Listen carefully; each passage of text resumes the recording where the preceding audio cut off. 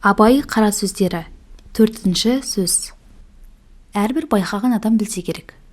Күлкі өзі бір мастық екенін, әрбір мас кісіден ғафил көп өтетұғынын да, әрбір мастың сөйлеген кезінде бас ауыратұғынын. Бұлай болғанда, күлкіге салынған кісі не шаруадан, не ақылдан, не ұят келерлік істен құр, ғафил көп өткізіп отырса керек. Осындай ғафилдық көп өткізіп, өлмеген кісінің не дүниеде, не ақиретте басы бір ауырмай қалмаса керек.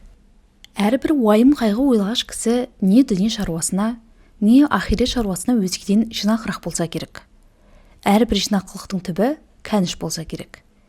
Енді олай болғанда, үнемі уайым қайғыменен жүре аламыз ба? Үнемі күлмей жүруге жан шыдай ма екен?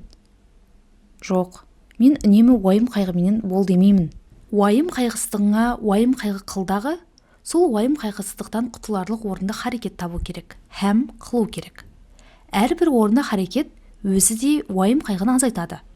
Орынсыз күлкіменен азайтпа, орынды харекетпен азайт.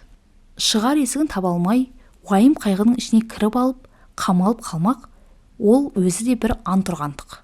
Және әрбір жаман кісінің қылығына күлсең, оған рахаттанып күлме, ыза болғандығынан күл. Ызалы күлкі өзі де қайғы. Ондай күлкіге үнемі өзің де салынбассың. Әрбір жақсы адамның жақсылық тапқанына рахаттанып күлсең, оның жақсылықты жақсылығынан тапқандығын ғибрат көріп күл. Әрбір ғибрат алмақтың өзі де мастыққа жібермей уақытымен тоқтатады. Көп күлкінің бәрінде мақтағаным жоқ. Оның ішінде бір күлкі барау, Құдай жаратқан орнымен іштен, көкіректен, жүректен келмейді. Қолдан жасап, сырты менен бет аузын түзеп, бай-бай күлкінің әнін сәндеп, әдемішілік үшін күлетін бояма күлкі. Адам баласы жылап туады, кейіп өледі. Екі ортада бұл дүниенің рахатының қайда екенін білмей, бірін-бірі аңдып, біріне-бірі мақтанып, есіл өмірді ескерусіз, босқа, жарамсыз қылықпен қор етіп өткізеді де, таусылған күнде бір күнді өмірді бар малны сатып алуға таба алмайды.